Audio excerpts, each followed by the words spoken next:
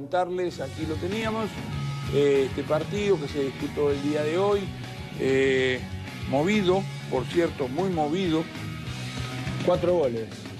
Este es el primero, de Adrián Apelaniz a los 25 minutos. El uruguayo que se ha transformado en un jugador importante dentro del equipo de Petapa. Hace el primer gol acompañando la jugada.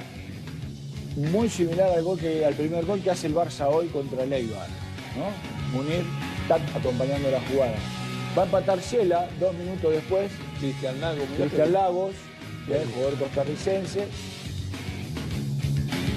que le permitía a Shela abrigar la esperanza. Bien aguanta la carga, Y luego el cuerpo siempre delante del balón para tapar, que no se lo puedan quitar. Y así entonces lo teníamos, el partido ya estaba 1-1. Se destacó el trabajo de Mendoza, el portero de Shela, Quinteros, el portero del equipo de Petapa. Acá reclamaban gol. Este es el segundo de Juliano Rangel, en un centro de Kevin Arriola, aquí lo tenemos. Y el brasileño que peina el balón para establecer el 2-1.